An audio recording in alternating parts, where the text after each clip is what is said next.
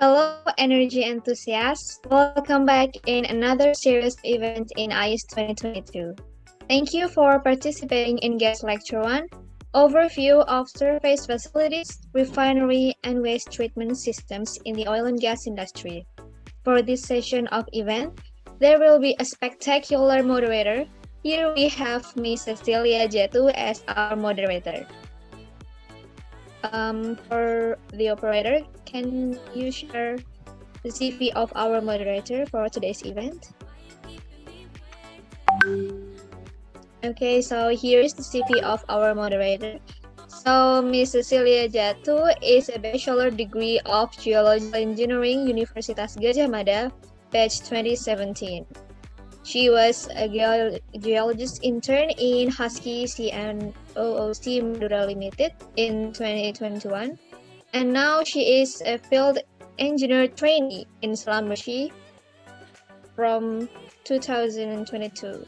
Okay, for Ms. Cecilia Jatu, you may take over and guide us to the guest lecture session. The floor is yours. Thank you. Okay, thank you, Alia, as MC, and thank you for the time. It's an honor to be the moderator today, to guide you guys for the main event of the IES today.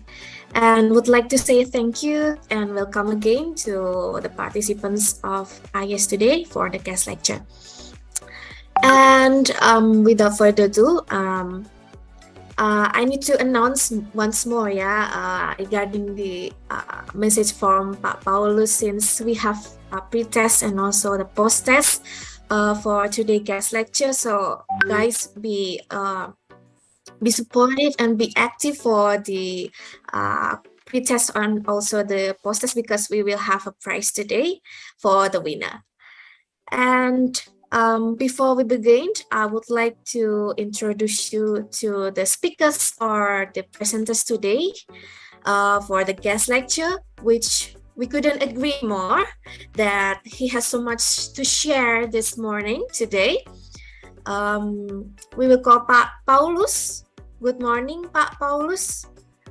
Good morning, Jatu. Good How are morning, you? Pak. We can call you Pak PG, Pak PG, Pak? Yes. Yes. Call me PG because much more practice and much more quicker, faster. Shorter, Pak. Shorter. Yes. Agree. Okay. How are you? Paulus. Yes. Good morning. How are you?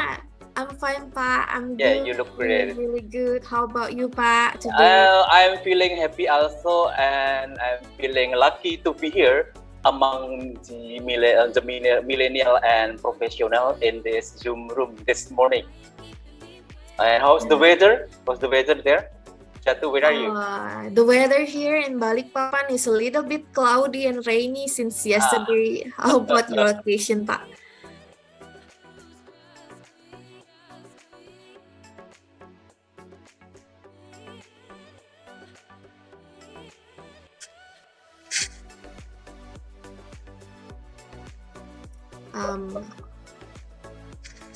I think there is a internet connection issues. Internet connection will be good.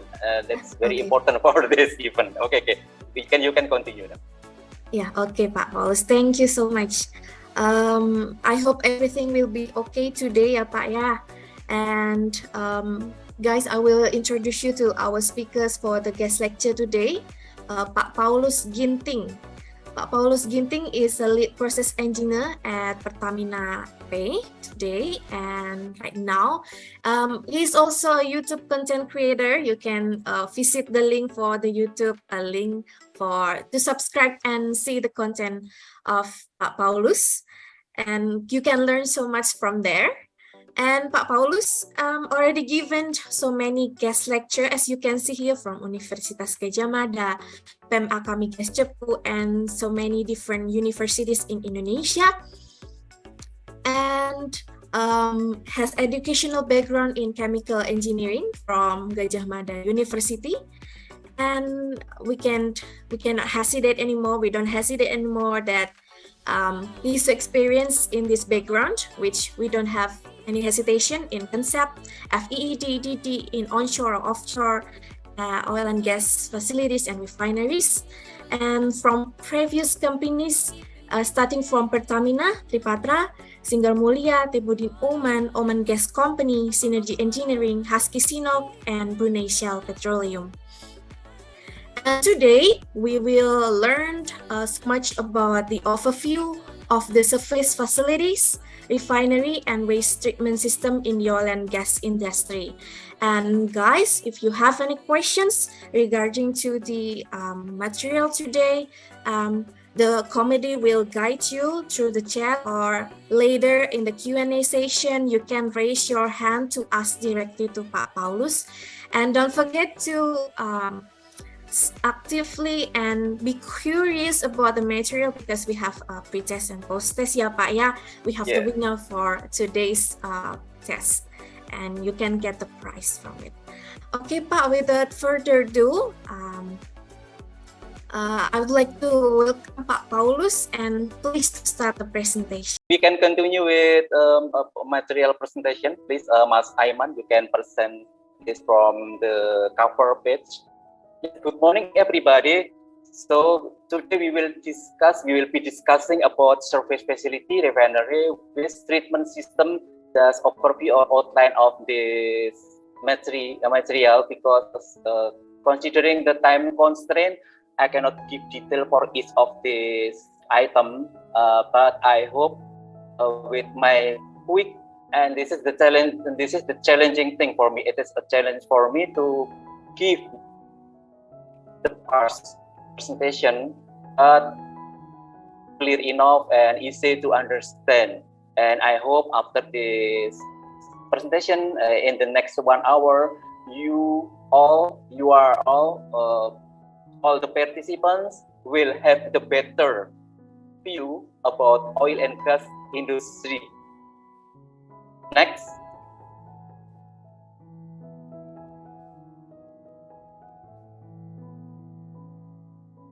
Okay, oil and gas industry consisting of upstream and downstream, but actually after downstream there will be marketing and distribution for the product. But we have to realize that all of the things that we have do, all of the things that people do for oil and gas industry that related to the surface facilities must be about the reservoir fluid that must be produced, an upstream system that consisting of oil exploration, oil and gas exploration.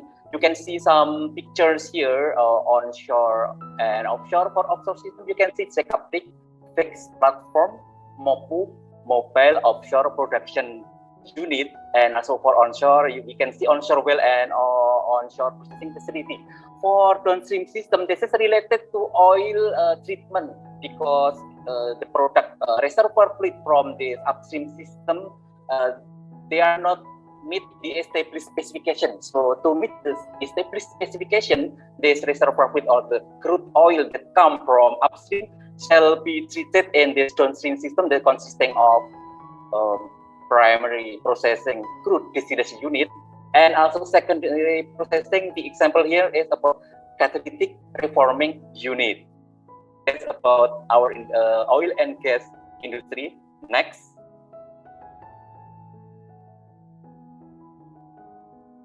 Yes, and before we talk about the crude oil itself and natural gas itself, we need to know that all reservoir fluid must be coming from production well, and there are two production well: oil production well, oil production system, and gas production system. Basically, this production system, oil and gas production system, result in same product, meaning that the reservoir fluid must be consisting of oil, gas, and produced water or formation water. And about reservoir fluid that come from oil production well, oil or the hydrocarbon liquid will be the dominant constituent and with the dominant component of that reservoir fluid. And but oil is the hydrocarbon liquid and gas is the hydrocarbon in gas phase. Both of them bring their own impurities. What are the impurities? I will explain in the next slide about this. And for gas production well, the reservoir fluid domination will be in gas phase, mean in gas, natural gas, and there are also condensate or oil or condensate and oil will be same. Both of them is liquid hydrocarbon, and another one component of this reservoir fluid from gas production well will be produced water. And we should realize that reservoir fluid from that both oil production and gas production will be consisting of impurities both in gas and oil. Next. Processing facility. So to send the crude oil or natural gas to the next processing system, the production system of this oil and gas must be developed, and this production system we call as processing facility. Talking about processing facility, there are two kinds of processing facility, can be onshore or offshore, and during conceptual design, the decision of making or developing this processing facility will be carried out to determine where the processing facility will be, onshore or offshore. For example, for oil and gas reserve in offshore, we can use at the bottom for offshore proven developed reserves. We can use or we can develop onshore or offshore processing facility. There must be a question why this reserve found offshore but the facility developed onshore. One of the reasons may be the location between onshore and between the reserve and onshore is not so far.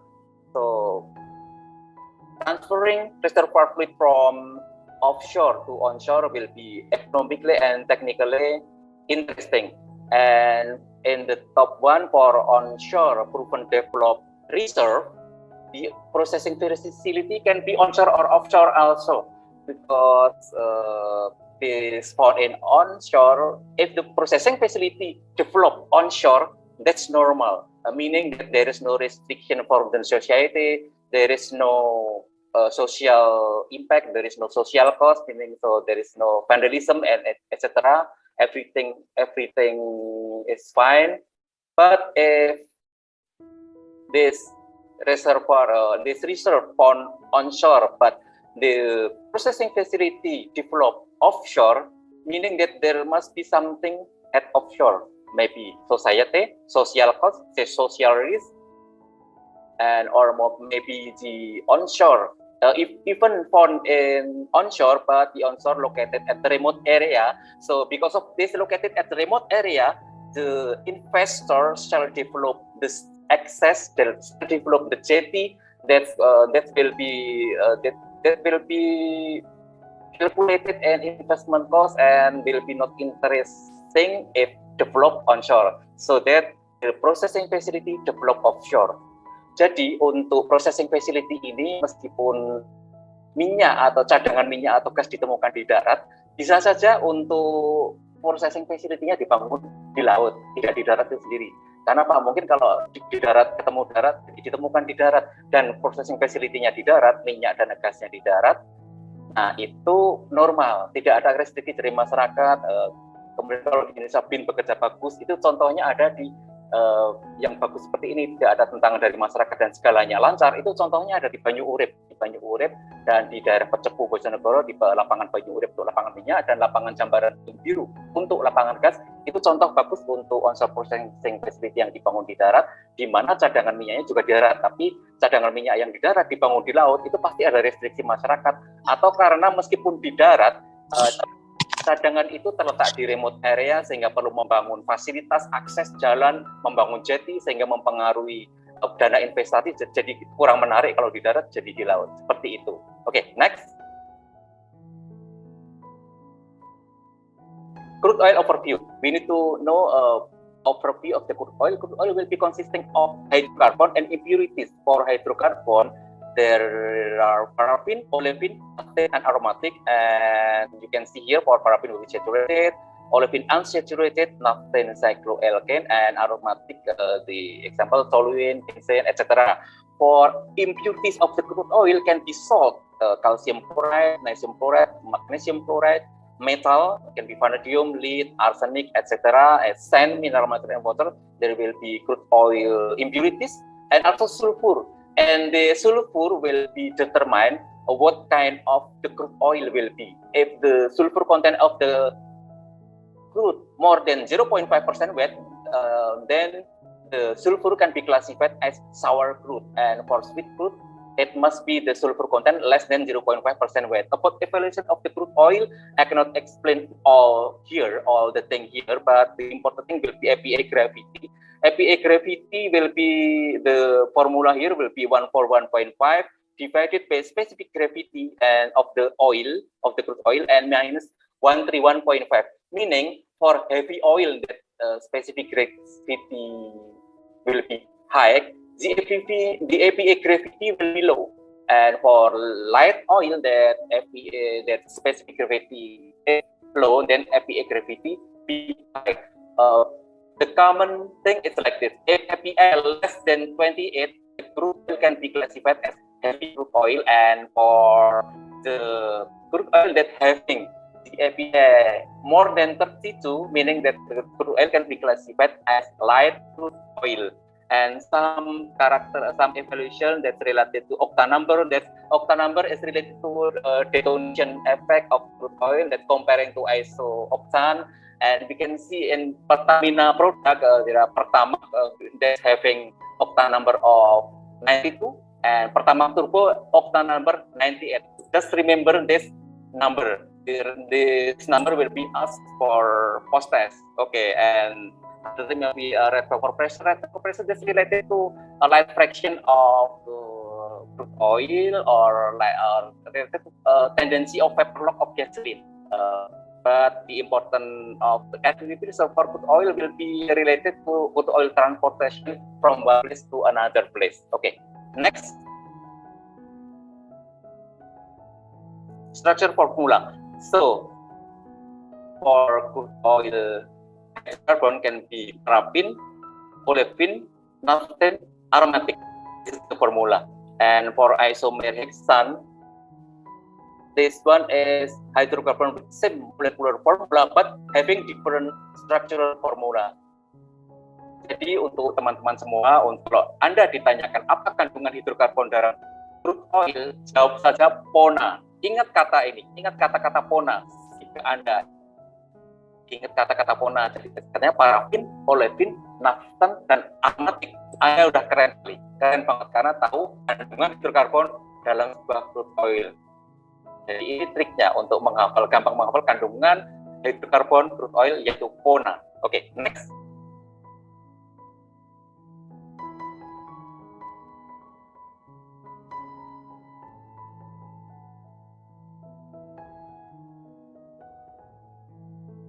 Next.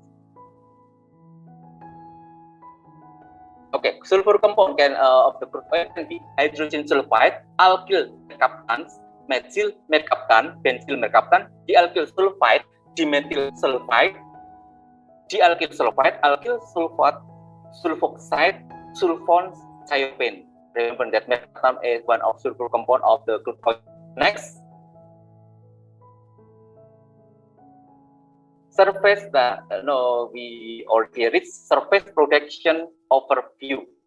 For surface production facility, this example is for oil production, will be consisting of wellhead, Christmas tree, production flow line, and header. Also header and manifold. Manifold is some valve that can arrange the production of crude oil and some processing facility or production facility from this. The explanation about manifold. And next will be separator and wash tank for oil production, and storage tank. Of course, the storage tank will be for oil and produce water or formation water that's coming from this reservoir fluid. For this well and Christmas tree, because that's part of subsurface. I cannot explain detail about that, but the thing that will be explained in this webinar will be that's related to surface facility production, surface production facility. Next, we will discuss about Next. Yes, this one onshore processing facility. For this for onshore processing facility flow chart, you can see from the left to the right, dari kiri ke kanan. Okay, from the left to kiri, we can see some well that the reservoir fluid will be collected in production header during normal operation. But during one well testing, the fluid from that well that must be tested will be flown to test header, and then reservoir fluid from test header will be flown to test separator. The gas will be routed to gas scrubber, and the liquid coming out from the separator can be treated in waste tank or can be collected in test tank or some facility. But for normal operation, the reservoir fluid from well A, B, C, D, etc. will be collected in production header, and after production header, then the production fluid or reservoir fluid will be separated in LP production separator. You can see here LP means low pressure production separator, and in this LP production separator, the separation between gas and liquid. Gas that out from this LP production separator associated gas ikut so gas and this gas from LP production separator will be routed to gas scrubber, and then for some facility will be compressed to produce fuel gas or for that plant requirement, and also to produce leaf gas to enhance the production of the oil or gas in this area. In this oil or gas field, I mean.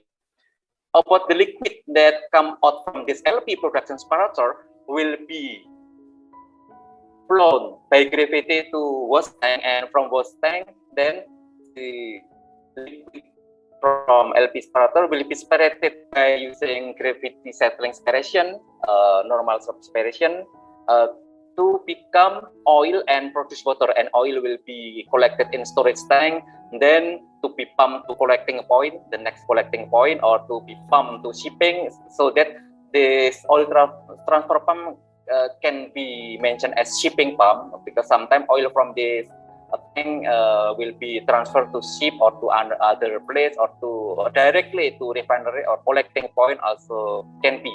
And for the produced water tank will be collected the produced water that coming up from the waste tank, and from this produced water, because usually this produced water not comply the specification for water injection to be injected to reservoir, then we will need water treatment package. After treated in this water treatment package, after reach the specification of water treatment package, I can say some critical parameter for water injection specification. Yes, the oil content must be less than 5 ppm, and the TSS or total suspended solid must be less than 5 ppm. After reaching that some of this parameter, because other parameter also will be available for the water that must be injected to the well, then the water will be injected by using injection pump to the water injection well in this oil or gas field. Next. Yes, this is just part of the overall drawing. I have already explained that fluid from well will be collected in header, and then going to LP separator, and then separated separated to gas and liquid will be going to waste tank. Next. LP separator. This is the continuation of the slide. That from LP separator, the liquid will be going to waste tank, and from waste tank will be separated to oil tank and produced water tank. And there are two pumps also for oil tank. There will be a oil transfer pump or shipping pump, and for produced water tank there will be a water transfer pump that will pump the produced water from this tank to water treatment package or water treatment system. Next. Tanks and oil transfer pump. This one is important part of the rotating equipment to transfer the liquid from this place to some other place. For oil transfer pump will be transform. For oil transfer pump will transfer oil from this plant to collecting oil or other place or refinery. For water transfer pump, we can see here will transfer the produced water to water treatment package.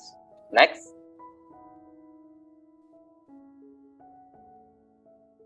This one is continuation of the previous slide. That from water transfer pump, the produced water will be treated in water treatment package to achieve the specification of water injection. Then that will be injected to water injection well. I think this is clear enough. This is just repeat the explanation from the previous overall drawing. Okay. Next. Okay, before we go deeper to gas processing system, we need to know what natural gas impurities. We can see here the contaminant of natural gas can be hydrogen sulfide or sulfur compound, and these impurities shall be minimized because the issue of corrosion or corrosive because of corrosive poison for some catalyst. This catalyst, in case the gas will be treated in the next process that involving catalytic reaction, so this contaminant shall be minimized also because sulfur compound may be poison for some catalysts and toxic for human, of course. And carbon dioxide shall be minimized from natural gas because there is no heating value. People will not buy the gas that consisting of CO2 as dominant constituent because there will be no heating value.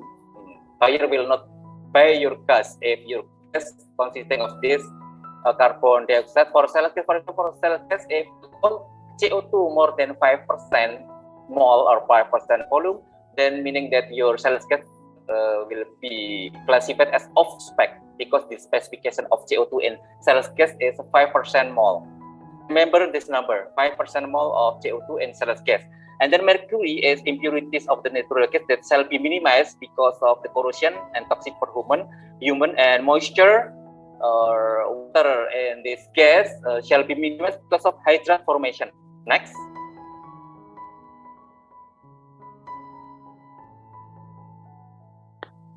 Yes, the gas composition can be seen here in this table 1. This one depend on product. For natural gas will be consisting of CO2, etc. And the shale gas will be C1 until C4 for LNG, C1 until C3 LPG. C3 LPG you can see in row number 4. LPG bisa dilihat di baris nomor 4, consisting of C2, C3, C4. C4, yes, for LPG. For MCL, multi-component refrigerant can consisting of C1 until C3. Natural gas liquid consisting of C2 until C6. Condensate consisting of more than C4. And the explanation about C1, etc., you can see in the below of this table. Next.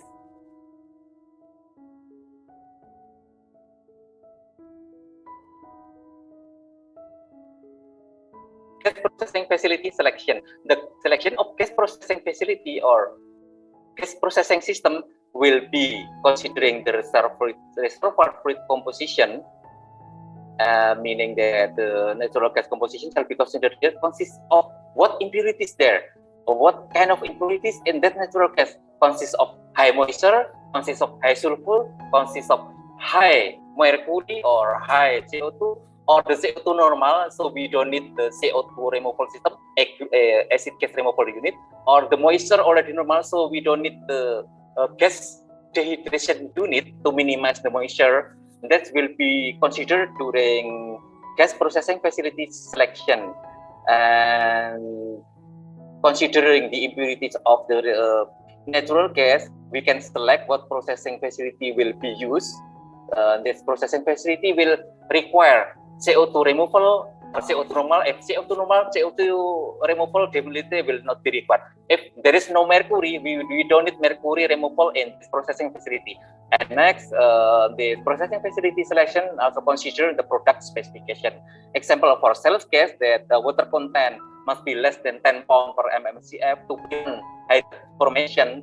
Then, if the moisture more than 10 pounds per mmCF, this processing facility shall be consisting of that gas dehydration unit to minimize moisture. And if CO2 more than 5% and product is self gas, because of the specification self gas require less than 5% mole, then if the CO2 content more than 5%, the processing facility will require acid gas removal unit, because the acid gas removal unit is needed to minimize CO2 and sulfur compound.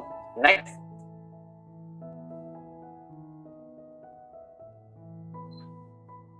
Yes, surface production facility for gas production. Previous, I just explained the surface facility for oil production. In the next slide, we will see what is the gas production facility. Must be consisting of wellhead, Christmas tree, production floor and header, to transfer the product from well to the processing facility, and then separation to separate between liquid and gas, and gas treatment system to achieve the gas specification as per product that will be produced from that facility. Next.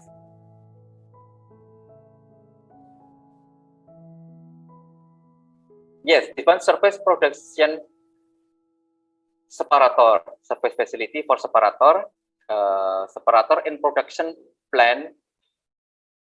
We can see previously in onshore processing facility for oil production system that it must be consisting of production manifold, production header. Then the production header can go to test manifold, test separator for during well testing, and test separator, the flow meter for water, oil, and gas shall be available to measure to be utilized during well testing. And for production manifold, will separate the reservoir fluid from well, or from some well to gas, oil, and water. We can see in production separator. Oh, sorry. Okay. We can see in the production separator the product that out from the separator can be gas, oil, and water treatment. Because we will discuss about gas system in this production separator for gas production system, the domination will be gas. The oil or condensate will be not much, and the water also just not the dominant component of that reservoir. But the important is the oil and water also shall be treated. The water shall be treated before discharging to the environment, and the oil also shall be treated to be utilized for that plant, or to be before sending to other place. And for gas treatment, this is absolutely will be required, because we will discuss about gas production system, surface production facility for gas production, and we will see the gas treatment system in the next slide. Next. Yes, gas treatment system can be mercury removal, gas dehydration unit, dew-point control unit, acid gas removal unit, acid gas enrichment unit, acid gas treatment unit, sulfur recovery unit. For number 5, 6, 7, I think this one will be for sulfur recovery, sulfur treatment system. Will not explain here because of the time constraint, etc. But you can learn it by yourself. If you are interested that's related to acid gas, and sulfur recovery, you can learn by yourself. But definitely I will explain about sulfur removal unit, gas dehydration unit, dew-point control unit, and acid gas removal unit to minimize that impurity of the natural gas. Next. Okay, for mercury removal unit will minimize mercury in case the mercury content of the natural gas more than the specification is high, and the mercury for removal of gas stream of the mercury, we can use this one example, mercury absorber. Out gas from this absorber will be free from the mercury, and this absorption will be some after operation need to be changed out because consist of mercury that already removed from this gas. Okay, so for this mercury removal unit will be required in case the gas consists of high mercury. Next, gas dehydration unit. If the moisture content of the natural gas more than 10 pound per mmSCF, then the potential for gas to hydrate will be high. The potential hydrate formation in that situation in case moisture more than 10 pound per mmCF can occur, and figure 15 and 16 as the explanation of hydrate that can cause pipeline clogging, pipeline blockage, and this is the unexpected situation of the transportation of natural gas or shale gas from one place to another place. And in figure 17, you can see the flow chart of gas dehydration unit. And in this gas dehydration unit, this example, we use a TEG contactor or triethylene glycol contactor. Gas will be contacted with triethylene glycol, and then the moisture will be removed when there's chemical. After that, the chemical will be regenerated and TEG regenerator to be used again to be contacted to this gas, and gas out from this TEG contactor will be free from or consist of minimum moisture. This is the situation that will be expected from this unit to minimize the moisture of natural gas and prevent hydrate formation. Okay, next. Dew point control unit. This one will be required to prevent gas condensation, and gas condensation will be occurring in case of the natural gas consists of heavy component, too much heavy component in this gas system shall be removed in this dew point control unit to prevent gas condensation during transportation. And in this example, there is a chiller, etc. But the basic process here is to separate the heavy fraction of the natural gas so that the potential for gas condensation in pipeline and transportation system will be minimum. Next.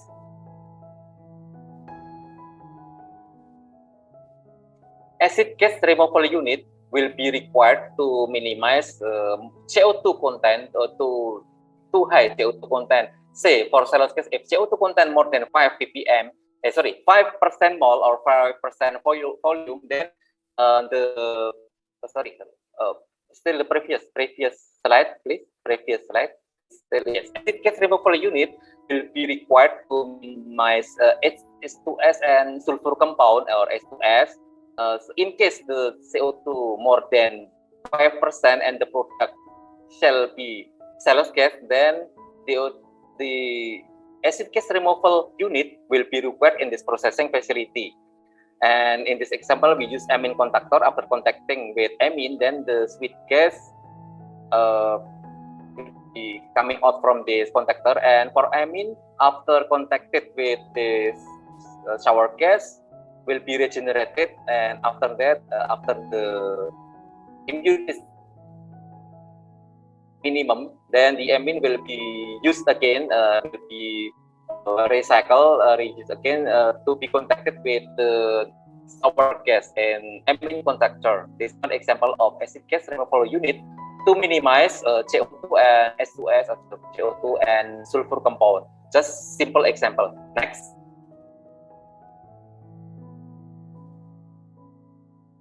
Yes, we have already finished for surface facility overview. We continue with a refinery overview. Basically, the petroleum refinery will be as per the screen that you can see here. The petroleum refinery from the left, dari kanan, a refinery overview. Basically, the petroleum refinery will be as per the screen that you can see here. the petroleum refinery from the left, dari kanan, from the left we can see atmospheric distillation that will separate crude oil to some fraction, light naphtha, heavy naphtha, kerosene, diesel oil, atmospheric residue, etc. And in the right side, di sisi kanan, we can see the gasoline blending system. This is the basic of petroleum refinery, to produce gasoline, untuk memproduksi bensin. And you should realize that this gasoline is a product of blending from some product of blending of some secondary processing. And here the primary processing is crude distillation unit, and some secondary processing will be here to, for example, for isomerat is a product of isomerization, reformat a product of catalytic reformat, and then alkylat product of alkylation, FCC gasoline, etc. This one a component blending for that gasoline. So the basic thing for fuel petroleum refinery will to produce gasoline, and gasoline is a blending of some product to achieve basically this one is a blending because to achieve the gasoline specification. One example for gasoline specification is octane number. To achieve octane number, this must be blending with some portion of this product. And for petroleum refinery, we also required, here we can see in the corner, bottom left corner, shower water stripper system, and bottom right, hydrogen plant. The petroleum refinery will require hydrogen plant, considering that some secondary processing will require hydrogen for that reaction. This one, the overview of petroleum refinery, basically will require distillation, secondary processing to produce gasoline, diesel, etc. But gasoline is component blending, result of blending for some product. Next. Yes, processing unit in refinery can be primary, crude distillation unit, only involving physical separation, and because the product from crude distillation unit not achieve the specification, not comply the established specification, then we will request secondary processing that involve chemical reaction to enable the product achieve specification. For example, octane number, sulfur content, nitrogen content, etc. That cannot be achieved if we use only a primary processing that only involve physical separation only, crude distillation unit or vacuum distillation unit. And for recovery processing, this recover oil or chemical, for example, shower water stripper, unit, sulfur recovery unit. And for secondary processing, example will be hydrotreating, reforming, hydrocracking process, processing, and then fluid catalytic cracking, residual catalytic cracking. All of them that I have mentioned for the secondary processing will be involving the chemical reaction to produce the product that achieve the specific or comply the product specification. Next. A crude distillation unit only physical separation here, and the main equipment will be crude oil storage, and then from crude oil storage, crude will be separated. With the crude will be minimized salt content and also water content in crude oil desalter, and then will be heated in crude oil heater or furnace, and furnace will be used to heating the crude to reach the fire zone for separation. To enable separation and atmospheric distillation unit, and the product from this distillation unit will be light naphtha, heavy naphtha, kerosene, atmospheric gas oil residue, and the residue can be separated more in vacuum distillation unit, considering that the economic consideration, because if we produce the atmospheric residue itself, from the economic evaluation, that will be better, that will be much more interesting in economic evaluation if we produce light vacuum oil, heavy vacuum gas oil, light vacuum gas oil, heavy vacuum gas oil, vacuum residue, etc. So this one is for primary processing in refinery. crude distillation unit. Next.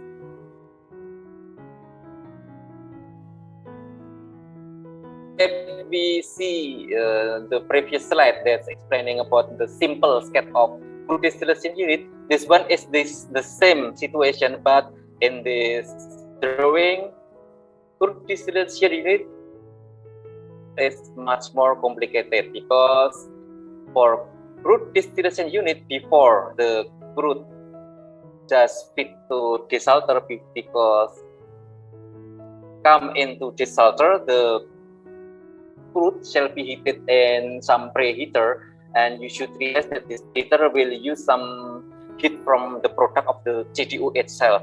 And after desalter, also one preheater there, some preheater in upstream desalter or before desalter and upstream of this fire heater will be utilized to minimize the fuel consumption of the furnace or fire heater. And after fire heater will be going to crude distillation tower or crude distillation unit, and some product stripper will be here. For example, kerosene product stripper, light gas oil product stripper, heavy gas oil product stripper. For the bottom gas, we can see refractogram to separate between gas and sour water, and from the bottom we can get the residue that withdrawn from the residue pump at the bottom of the crude distillation unit tower. This one the much complicated drawing of the CDU, crude distillation unit. Next.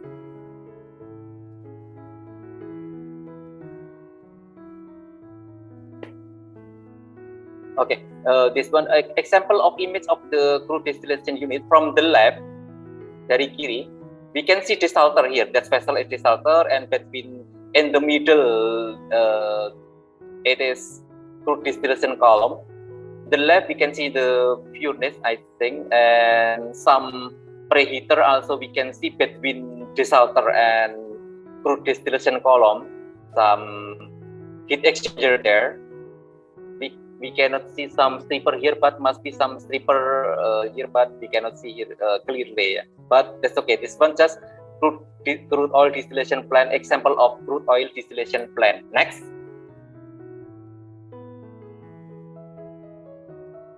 Desalter system. This one is important part of crude distillation unit to minimize salt content, water content, and salt content before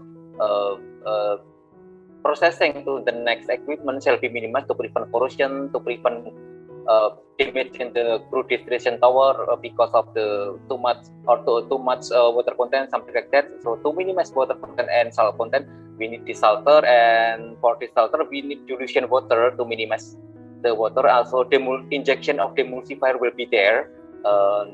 Water disposal will be withdrawn from the desalter.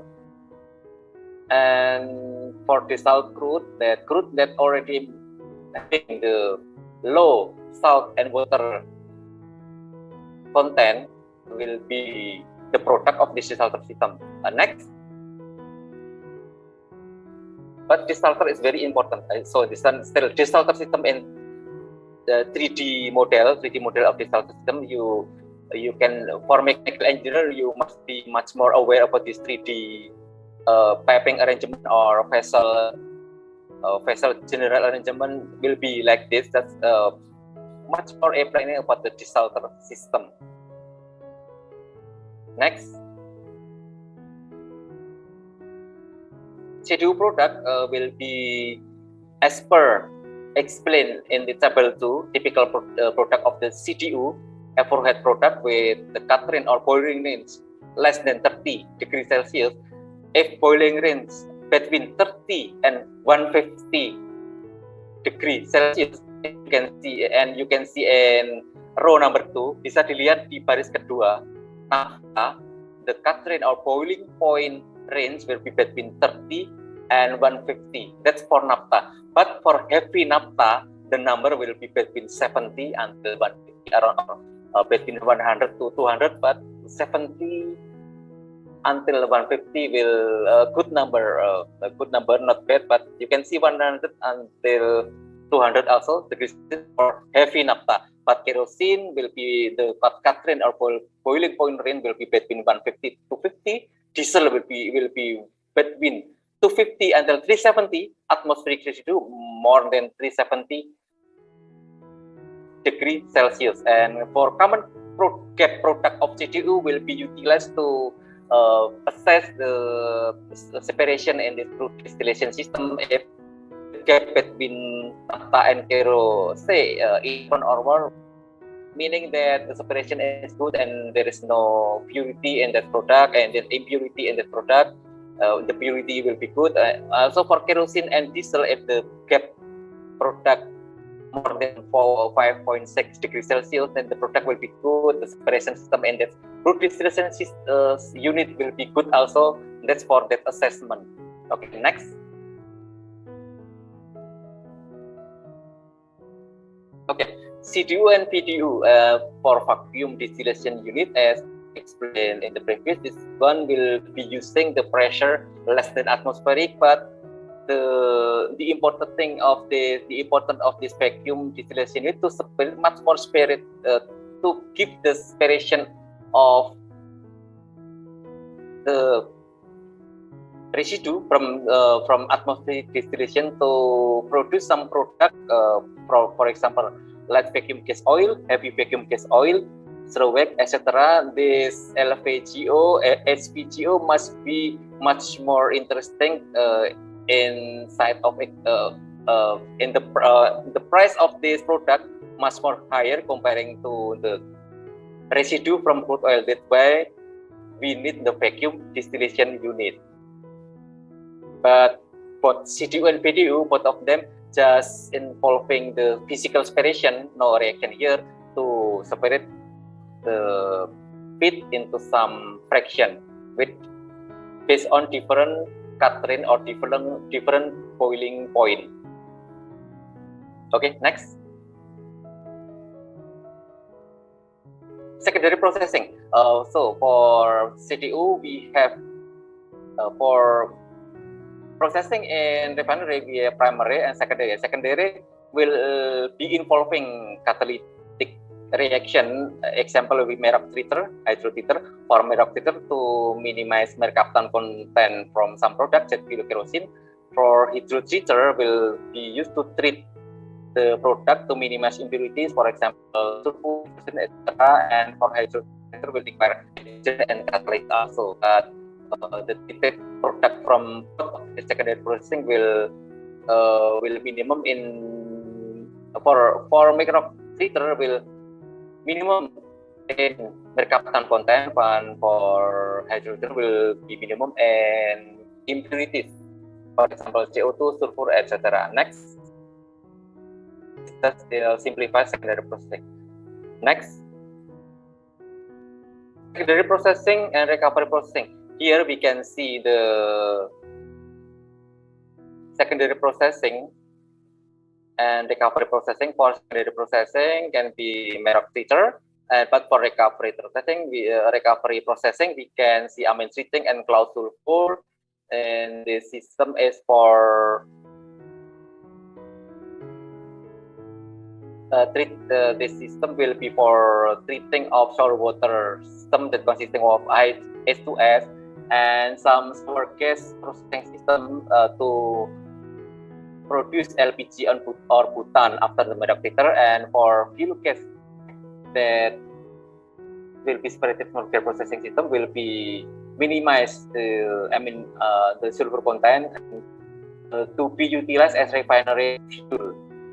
And for cloud sulfur plant the product will be sulfur, and this sulfur will be intermediate chemical for to produce other product. Next.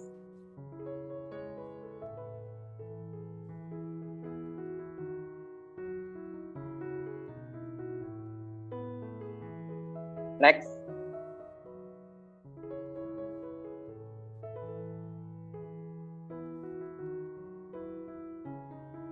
Okay. Secondary processing for gasoline production. On the right, you can see gasoline blending system, and gasoline blending system will be a blending of some product. Say at top we can see isomerat, reformat, and then after that alkylat, FCC, gasoline. This one is secondary processing that involving catalytic reaction, and of course we can see here hydrogen also will be required for hydrotreating, for isomerization, for catalytic reforming we will require hydrogen. That's why for the refinery we will require hydrogen plant and some secondary processing that involving catalytic reaction, also hydrocracker, FCC feed hydrotreater, alkylation, and pre-catalytic cracking. But the important thing that this catalytic reaction is to produce the product that achieve the established specification. For example, octane number, sulfur content, nitrogen content, etc., flash point, etc. So this one is secondary processing for gasoline production that consisting of isomerat, catalytic reforming, and hydrotreater will be required for that both that I have mentioned, isomerat and catalytic reformer, hydrocracker, etc. Next.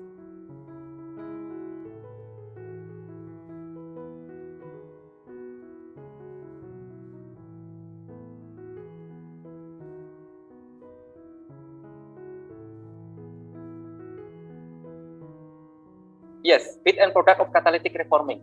The feed will be heavy naphtha that having boiling point range between 70 until 150 degrees Celsius. This heavy naphtha has been treated to remove the impurities, sulfur, nitrogen, oxygen, etc., and hydrotreater system.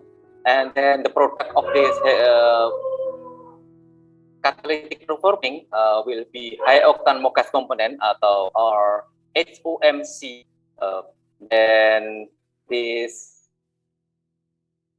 HOMC will be blending component of motor gasoline, and the product from this catalytic reforming, we hope that having reaches octane number between 95 until 100, and other product of this catalytic reforming unit will be LPG and hydrogen. So the product will be reformat or MOCAS or HOMC, LPG and hydrogen for this catalytic reforming. For alkylat, okay, sorry for the situation because there is some noise in my area. Okay, that's okay. We will continue, but with type and treatment, which can be liquid, gas, or solid. For liquid waste, can be in as oily water or sludge, and for the sludge, the must be from oily water separation system. If this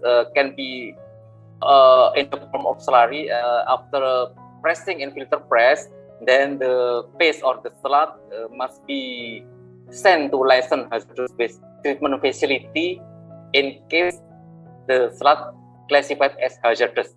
Jika B3 harus dikirim ke PLI ya, dan untuk sludge ini.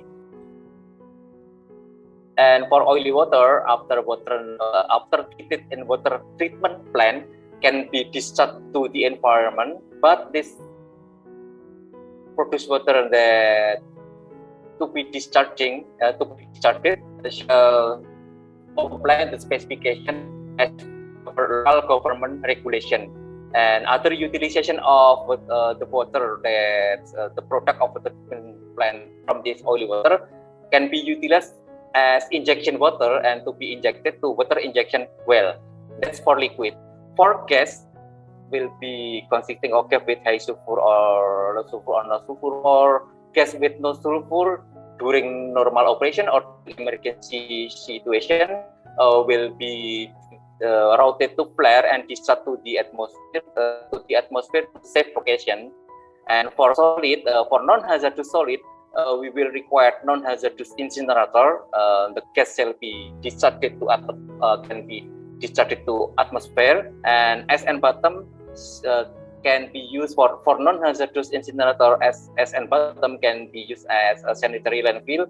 For hazardous incinerator, the gas will be discharged to atmospheric, and SN bottom of this hazardous incinerator shall be sent to licensed hazardous waste treatment facility, or we call PPLE, Prasada Pramuna Limbah Industri. This one is Environmental Water Management Service. Okay, almost all. I will share the link for post test. I will share. Okay, let me link for post test. Okay, I've shared the link for post test to Mas Haider. Please, Mas Haider and Mas Yuda, you can share the link to the chat. Yes, sir. I will distribute in comment. But have you received the link that I have sent to Mas Yuda and Mas Haider? Have you received that?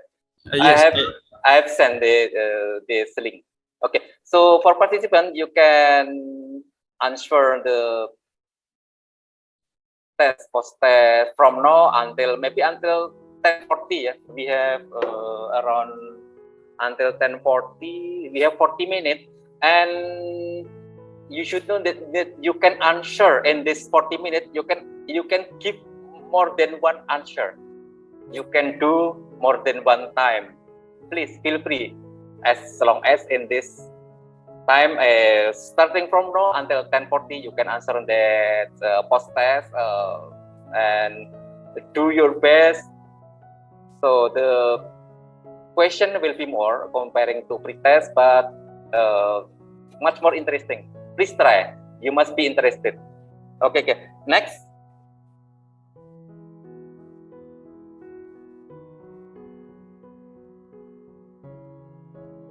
Yes, this one for water treatment system, inlet and outlet or wastewater treatment. For inlet treatment, just example, of we can see here the pH 3, less than 7, and then the TOT oil content.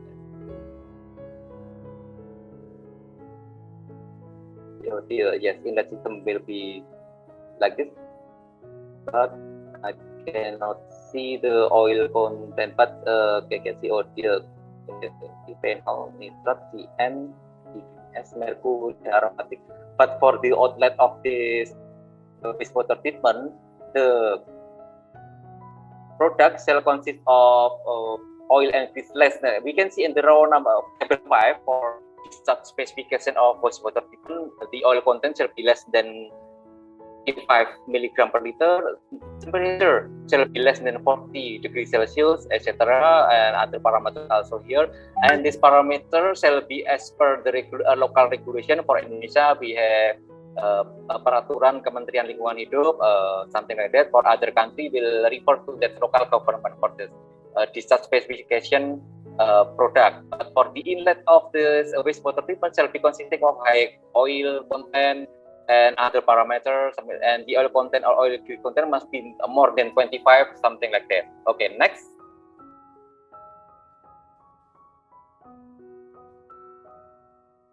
The basic calculation for oil water aspiration will be using Stokes law, and Stokes law here, the velocity, the price velocity will be a result of as per this formula. We will use some data here. G, gravitational constant. D is the diameter of droplet, and other data that will be required to determine the droplet density will be the density of water, density of oil, and the viscosity of water. From this number, we can design the separate the oil water separation that will be utilized in water treatment system. Next. Just remember that we need density oil water, viscosity of oil water, diameter of droplet. That will be important. And table 6 about overview of water treatment technology. This water treatment technology can be primary, secondary, and tertiary. Basically, the water treatment will be required to minimize oil content and TSS from primary treatment, the outlet will be around 100 until 300 ppm or milligram per liter, and the inlet will be around 10,000, 500 until 1,000, etc. And for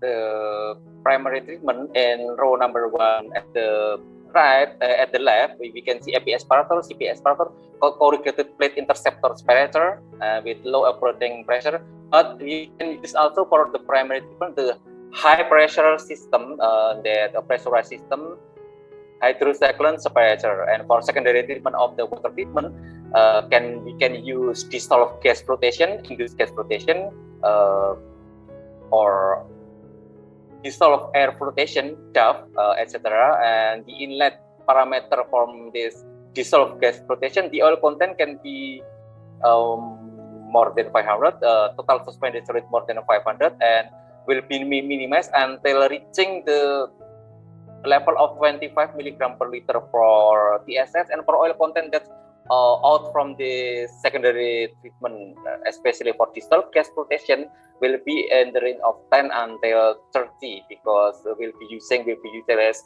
some gas, can be nitrogen gas, fuel gas, etc. to improve the separation between oil and water in the system, and also solid suspended solid separation also. For tertiary treatment will be required if we need the product that having specification oil content or content less than 5 ppm or 10 ppm. And example will be walnut shell filter or nut shell filter, walnut shell filter or nut shell filter, and Parformedia from Siemens. Next, water injection specification. Before water to be injected in reservoir, the specification is as per this table 7. We can see in row number 4, total suspended solid must be less than 5. Oil content in row number 6, di baris ke-6, oil content must be less than 5 milligram per liter, and other parameters shall be achieved, shall be complied, but other parameter will utilizing chemical injection for pH, pH adjuster, scaling index. We require for scaling index, and they require scale inhibitor injection for dissolve to achieve the dissolved oxygen content. We need to inject oxygen scavenger, chemical oxygen scavenger. And for total bacteria, we will inject it. It will be injected the biocide, and to achieve corrosion rate and iron and the produced water as per the specification, we will inject corrosion inhibitor. But definitely for other parameter for oil content, TSS, cannot be minimized by using chemical injection, shall be treated in a water treatment system or water treatment package. Next.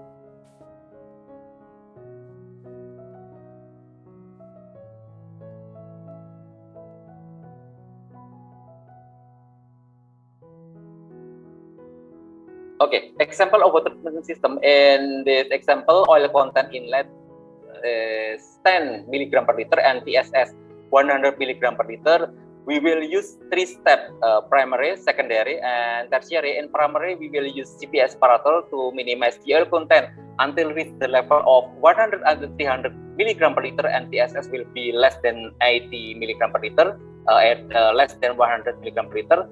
That's out from this CP aspirator, and after CP aspirator, there will be a DGF, dissolved gas flotation, that will minimize oil content to the level of 10 until 30 milligram per liter, and TSS will be less than 25 milligram per liter. And then to be fed to this nutshell filter, and all product out from this nutshell filter will having the specification oil content and TSS will be less than milligram per liter. This one is just example of water treatment system to produce the water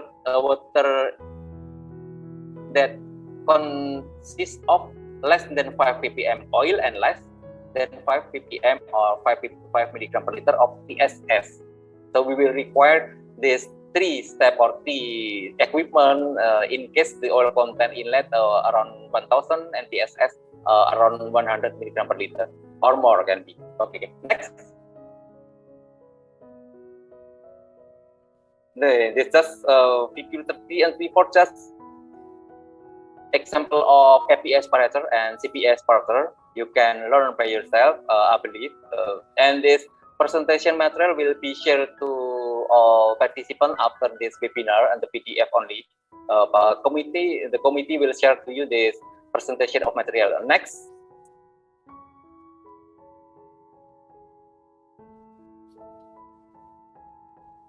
Okay, this one example of the secondary treatment, dissolved air flotation and the induced air flotation. And you can see and you can learn more in the presentation material that will be shared by a committee after this webinar. Next.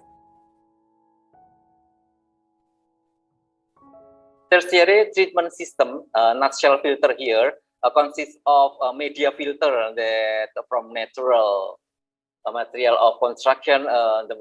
The material will be from walnut, dari kulit kacang ya, dari kulit kacang, makanya disebut nutshell.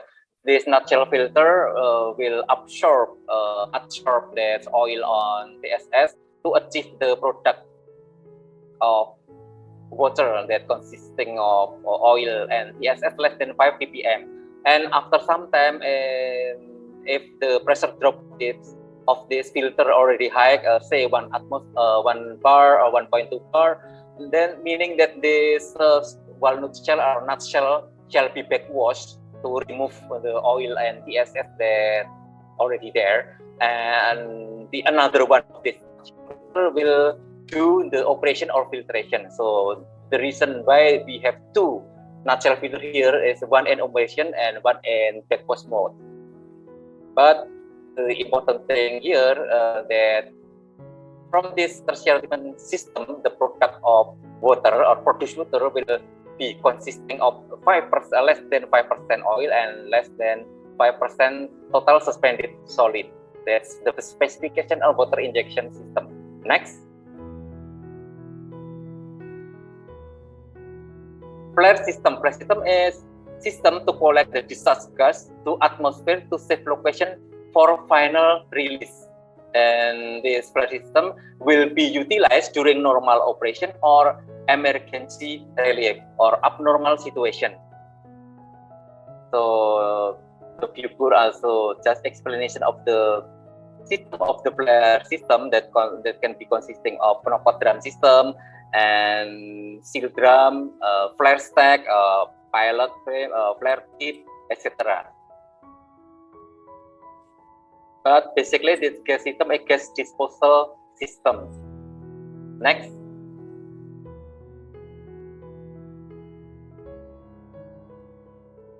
Flare system installation can be installed in offshore, can be installed offshore. In the left side, di kiri itu di offshore, di flare boom, flare tip.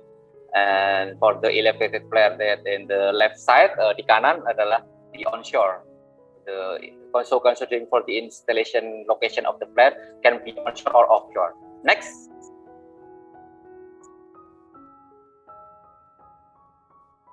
Flare stack riser. So the flares can be elevated flare yang ada tiang tinggi itu di kiri. On the left side is elevated flare and in the right side is enclosed flare. And this enclosed ground flare, the issue of radiation to the environment will be minimum comparing to the elevated flare. And in this opportunity, I want to say thank you, my gratitude to Pak Hari Alfian from Kota Minyak Flare Internusa to give me this insightful, insightful information. And so that we will have this presentation after this meeting, and this will be shared to all participants about this knowledge about flare stack riser. Next.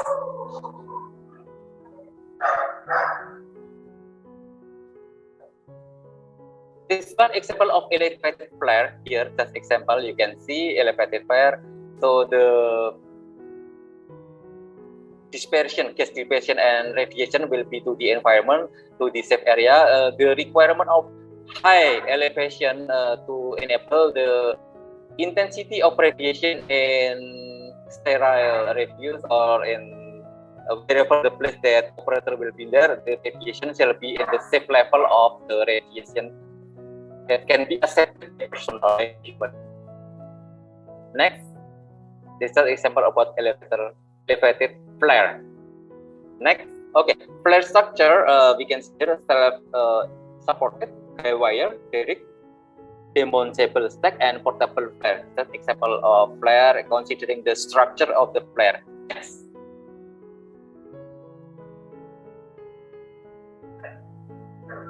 Flare design, we can see here the radiation intensity, radiation isoflare with some level of radiation.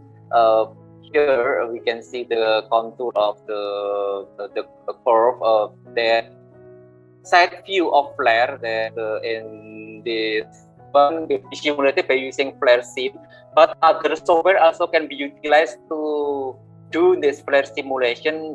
For example, GNV Pass and Shellfred also, but this belong to Shellfred also can simulate this flare radiation system and flare during flare design. Next.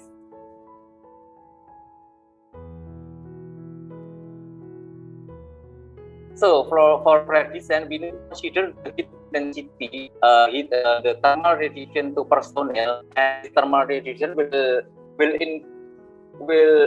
include the solar radiation intensity.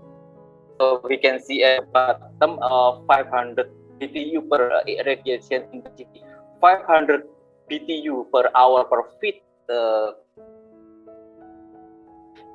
square, that the maximum radiation heat intensity at any location where the personnel with appropriate clothing can be continuously exposed.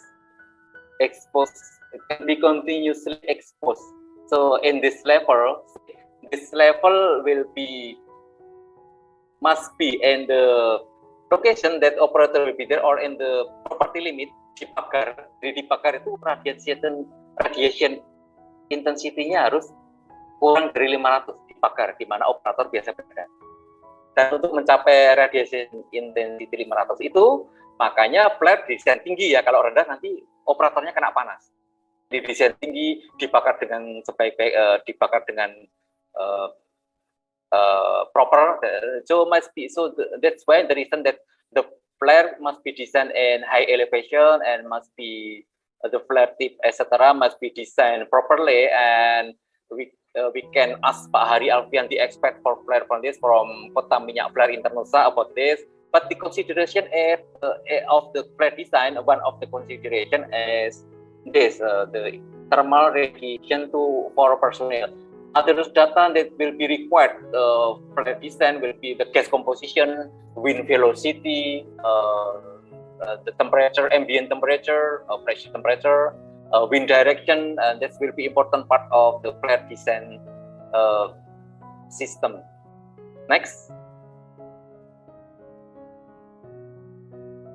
Yes, hazardous solid waste generated. The feed can be from sludge, used oil, used diesel fuel, chemical waste, ex-carbon filter, dry and wet battery. This is the feed of hazardous solid. Used filter, empty can, used toner, training waste, pressurized can, fluorescent, etc. This one is the feed of this one waste that can generated that can classified as hazardous. Next.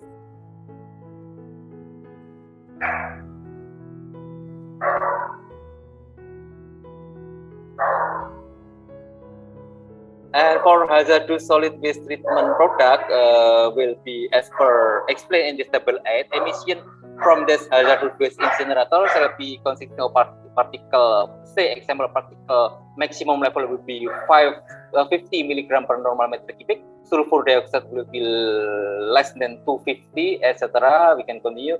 But this emission, the specification also consider the local shall consider the local government regulation. Okay, next.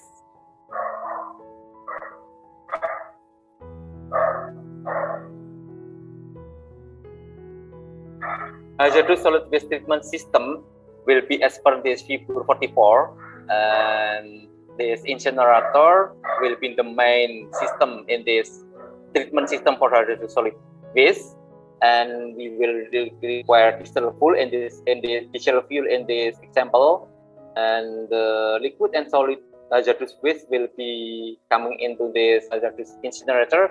The gas will be released from this hazardous incinerator to atmosphere to safe location, and for the S and bottom that out from this incinerator shall be sent to Laysan Hazardous Waste Treatment or PPRI Indonesia. Next, almost finished presentation. Next, yes, for non-hazardous, the waste generated may become from combustible waste, organic waste, inert waste, recycled waste, food waste, and the emission from non-hazardous will be as per this table 9. You can see here, and this specifications also consider the local government regulation. Next.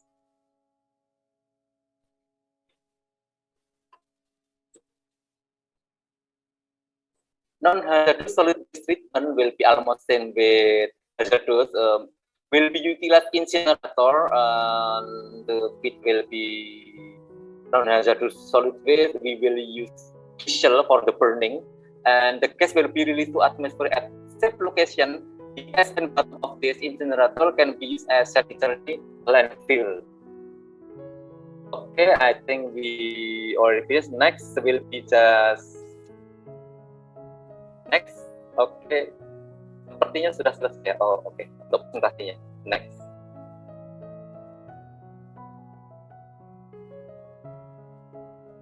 Oh, but still one. This one example of incinerator plant. This interesting. Just example for some incinerator, and maybe can be in a refinery or in processing facility for gas LNG plant. Also, the incinerator will be like as per this example. Yeah, as per this example. Okay, I have finished my presentation, and the last page you can go to last page, Mas Aiman, and the next. Yes, thank you. Stay safe, healthy, and productive. This is my YouTube channel. That's end of my presentation. Screen is your Jatuh now. Okay, thank you, Pak PG. You're welcome. For... sorry. I promised you 1 hour, yeah. So I took 15 minutes. Sorry for that. So not 60 minutes, but around 75 minutes. But we still have sufficient time for Q&A and next, yeah.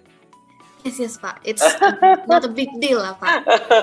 Your material is very well delivered. Even for me, it's really well understand, easy to understand. Okay, the thank you. visualization is very clear. I mean, I'm still learning, and yeah, it's really clear to understand, Pak. Thank you so much. Okay. At least from Jatuh, thanks for letting me know that you are clear and you got a better understanding of the oil gas industry, Jatuh, like that, yeah. I hope every participant, also all participants also will be like that. You will have you have the better understanding or better view, memiliki pandangan yang lebih bagus tentang oil and gas industry. Okay. Thank you for this information. Yeah, Pak. Yeah, really well understand. Okay, guys, today the agenda is the Q&A session after the presentations from Pak PG, and if you have any questions related to the material that has been delivered, you can go to the link that has been shared from the community, or you can raise your hand using the Zoom feature or type it in the chat room, mention your name, your institutions, and just type your questions to Pak PG. Pak PG will definitely delightful to answer your questions. Okay, but sorry, Jatuh. Sorry for interruption. Yeah. For this, I got the pre-test result from Mas Haidar and Mas Yuda. So can we see the pre-test result. Maybe Mas Aiman, can you share the screen about the result of the pre-test session? Because I have received and I agree with the result, but we can see. For the post-test still going ya Pak? Oh, We still can going. fill in, ya. Still collecting the So still guys, collecting the answer. you can still fill in the post-test form, and the winners will get the prize. Absolutely. So this one is the pre-test result. Dapat si please jatuh. Okay, we get the pre-test score, which is we have two winners for the pre-test score. We have Muhammad Fumalhaut Aditya from UPN Veteran Yogyakarta, and also Sofian Rizka, freelancer. Should we call it Pak, or no? Just mention it, announce it Pak. We can call it. Please, Aditya, and can you open your cam and give your your impression or something, or give your opinion about my presentation? Yeah. Maybe you find it hard, very hard, or it's really easy because your score is 92, almost perfect. Okay, Mas Aditya atau Mas Yofen, you can open your cam.